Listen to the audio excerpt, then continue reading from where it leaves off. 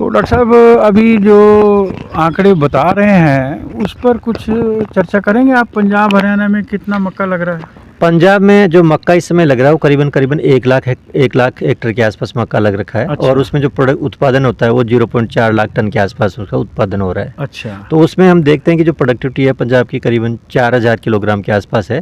और जो पंजाब की 4000 किलोग्राम प्रति हेक्टेयर, 2.5 एकड़ में? जी यस, 2.5 एकड़ में। लेकिन जो रिक्वायरमेंट है पंजाब की आज की डेट में, जो रिक्वायरमेंट है, चाहे इथेनॉल के लिए हो, चाहे पोल्ट्री के लिए हो, चाहे फीड के लिए हो, चाहे स्टार्च के लिए हो, चाहे सीड के लिए हो, वो करीबन हमें 4 मिलियन टन मक्का की जरूरत है। और प्रोड्यूस होती है 10.4। तो 10 टाइम्स अभी भी हमारे पास कम है। इसलिए जो पंजाब में जितने भी डिस्टिलरीज है या जो रिक्वायरमेंट है वो बाहर से, चाहे वो बिहार हो, चाहे झारखंड हो, चाहे मध्य प्रदेश हो, चाहे राजस्थान से, वहाँ से मक्का आती है। अच्छा। तो मैं किसानों से अनुरोध करता हूँ कि भाई आप मक्का पंजाब की पंजाब में लगाए ताकि पंजाब की जो डिस्टिलरीज है वो भी चले और आपको इसका एक उचित दाम मिले। हरियाणा में क्या सीन है डॉक्टर साहब इसका मक्का? हरियाणा में इतना एरिया नहीं है, पंजाब से भी हरियाणा में एरिया कम है। और हरियाणा की भी रिक्वायरमेंट पंजाब की मोरलेस बराबर है, क्योंकि यहाँ पे भी पोल्ट्री इंडस्ट्री है, आपका एनिमल भी बहुत है यहाँ पे, तो उनके लिए बहुत रिक्वायरमेंट है। अच्छा। तो पंजाब और हरियाणा का दोनों का जो सीन है वो एक जैसा ही है, बहुत ज्यादा फर्क नहीं। मैं किसानों से मैं अनुरोध करता हूँ कि किसान भाई मक्का लगाएं, क्योंकि मक्का में जो बेचने की समस्या थी आजकल अब वो समस्या नहीं रहेगी, क्योंकि भारत सरकार ने 2 एजेंसियों को अधिकृत किया है, एक नेफेड और एक एनसीसीएफ है, जो कि मक्का खरीदेगी। मक्का खरीद के वो डिस्टिलरीज को देगी ताकि उससे इथेनॉल बन सके। तो इसलिए किसान भाइयों की अब मक्का कभी भी मिनिमम सपोर्ट प्राइस से नीचे नहीं बिकेगी। तो सभी किसान भाइयों को नमस्कार साथियों। इस समय मैं भारतीय मक्का अनुसंधान संस्थान के निदेशक डॉक्टर HS जाट के साथ हूँ। इनका संस्थान जो है वो लुधियाना के पंजाब कृषि विश्वविद्यालय से हट के थोड़ी दूरी में स्थित है। तो काफ़ी रिसर्च होती है वहाँ पर मक्का पे, और मक्के के ऊपर मुझको कुछ क्वेरीज आने लगी हैं पंजाब से। तो डॉक्टर साहब से आज हम करेंगे चर्चा। डॉक्टर साहब आपका बहुत बहुत स्वागत है हमारे चैनल पे, और आप किसानों को बताएं कि धान गेहूं फसल चक्र में मक्का कहाँ फिट हो सकती है और मक्का को कब लगाएं, इससे आर्थिक लाभ क्या होगा।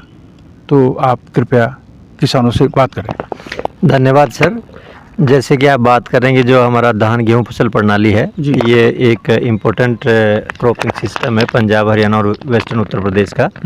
और तो इसके अंदर जो आजकल जो समस्या है, क्योंकि इसको पिछले 6 दशकों से हम लगाते आ रहे हैं सेम फसल प्रणाली को, तो इसमें जो 3-4 बड़ी समस्याएं आ रही है। एक तो जो हमारा ग्राउंड वाटर टेबल है वो हर साल करीबन 0.5 से 1.2 मीटर की स्पीड से गिरता जा रहा है। दूसरा एक ग्राउंड वाटर मतलब जल स्तर, जो जमीन का जो भूजल स्तर है वो 0.5 से 1.2 मीटर की स्पीड से हर साल गिरता जा रहा है। अच्छा। दूसरा समस्या आ रही है कि जो हमारे जो पोषक तत्व हैं जमीन में, जो स्पेशली हम जिसके बात करें ऑर्गेनिक कार्बन है, वो कार्बन का भी जो हमारा है ना वो भी बहुत नीचे स्तर पे है, और उसकी जो आजकल हम देखते हैं तो 0.4% के आसपास ज्यादातर प्रदेश में है। अच्छा, 0.4 पे आ गया? 0.4 से 0.5 कितना होना चाहिए डॉक्टर साहब? ये एक्चुअली जो होना चाहिए 0.5 से हमेशा ऊपर होना चाहिए, लेकिन बढ़िया तब रहता है जब ये 0.7 के आसपास हो, तब ये फसल उत्पादन के लिए अच्छा रहता है। जी सर।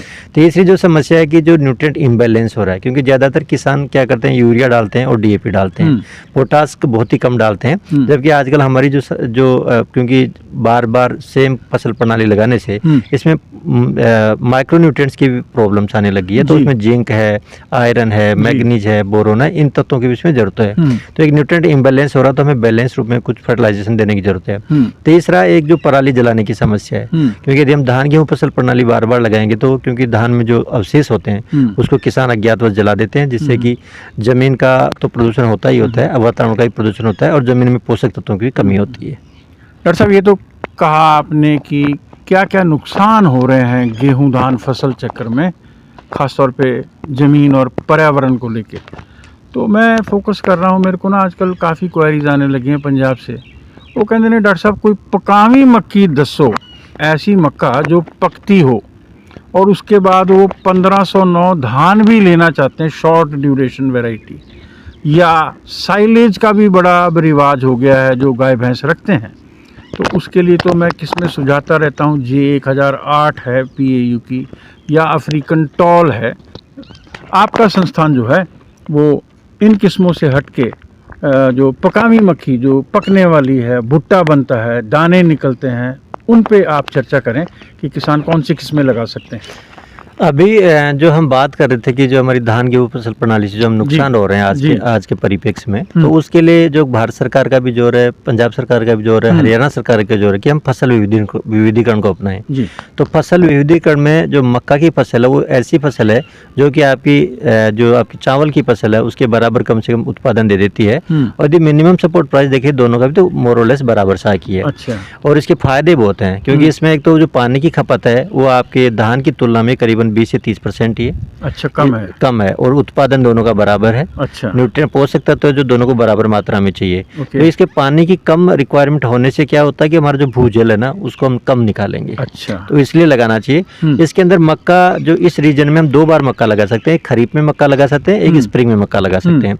दोनों के लिए हमारे पास पब्लिक हाइब्रिड्स भी हैं और प्राइवेट हाइब्रिड्स भी हैं। जो खरीफ और स्प्रिंग ना मेरा किसान समझता तो है, ये क्या महीने होंगे, ये कब महीना आएगा?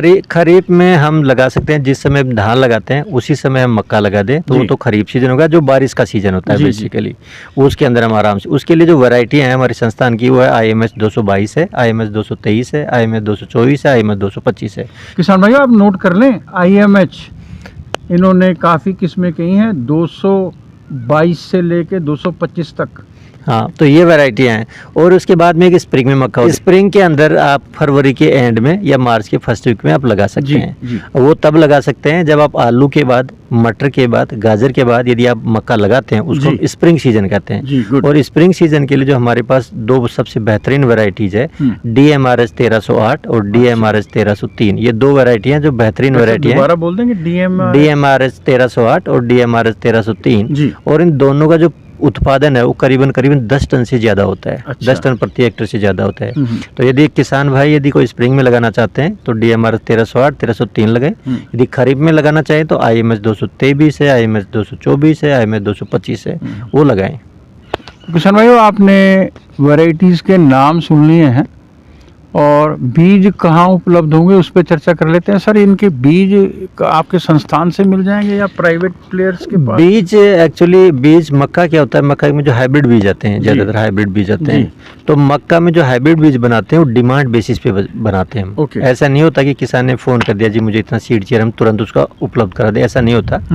यदि किसान भाई को यदि बीज चाहिए तो हमारे संस्थान को 5-6 महीने पहले हमारे पास डिमांड भेज दे कि हमें इतना बीज चाहिए, हम उसका पैदा करवा के उसको दे देंगे।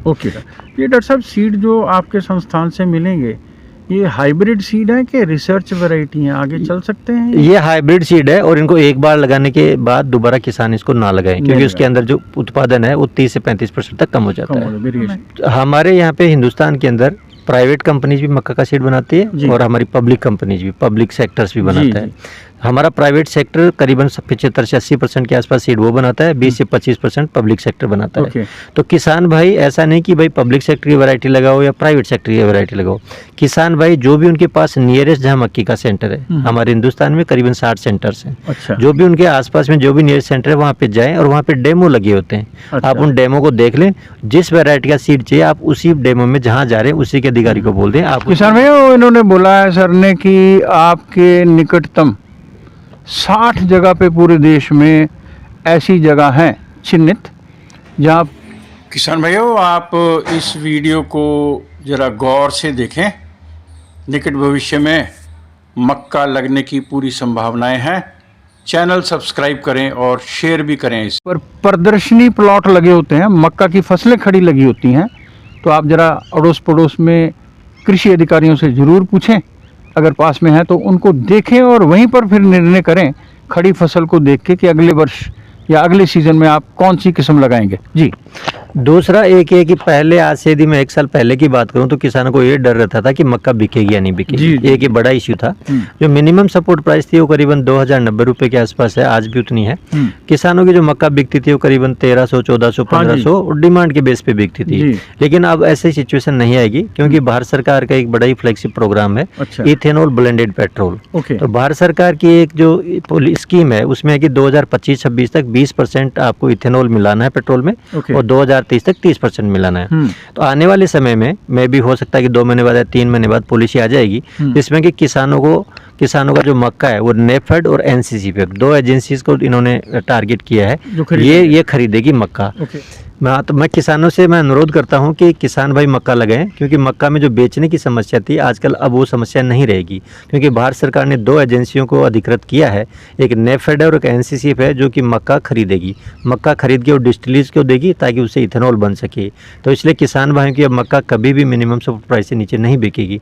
तो इस बात से निश्चिंत होकर किसान ज़्यादा से ज़्यादा किसान खरीफ में मक्का लगाएं और हमारे देश की जो रिक्वायरमेंट है, जो एनर्जी की रिक्वायरमेंट है, उसको पूरा करने में हमारा संपूर्ण योगदान दें। तो डॉक्टर साहब, एक स्वीट कॉर्न और बेबी कॉर्न भी कभी कभी चर्चा में आ जाता है, ये दूसरी मक्का से तो हटके हैं, इसके बारे में भी कुछ चर्चा करना चाहेंगे आप? देखो, मक्का कई प्रकार की होती है। एक हमारी होती है फील्ड कॉर्न, जिसके हम दाने लेते हैं, ठीक है। एक होती है साइलेज बनाने वाली, जिसको चारे के रूप में यूज करते हैं।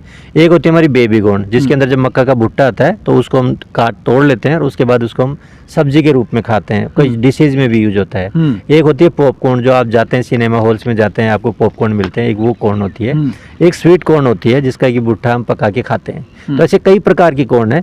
हम सभी प्रकार की कॉर्न पे काम करते हैं, चाहे वो स्वीट कॉर्न हो, चाहे बेबी कॉर्न हो, चाहे पॉपकॉर्न हो। हमारे पास सभी की सबसे बेस्ट क्वालिटी हाइब्रिड्स हमारे पास है। इसलिए जिस भी किसान भाई को, स्पेशली जो पेरी अर्बन एग्रीकल्चर, जो शहरों के आसपास फार्मर रहते हैं, उनसे मैं निवेदन करता हूं कि स्वीट कॉर्न पे जाए और बेबी कॉर्न पे जाए, ताकि उनको अच्छे दाम मिल सके और उनका अधिक जानकारी के लिए लुधियाना स्थित इनके संस्थान से भी संपर्क कर सकते हैं। डॉक्टर साहब, किसानों की ओर से और मेरी ओर से आपका बहुत बहुत धन्यवाद, आपने समय निकाला, और आपको बहुत बहुत धन्यवाद के सभी वैज्ञानिकों को, किसान भाइयों, आप सबको ढेर सारी शुभकामनाएं। नमस्कार।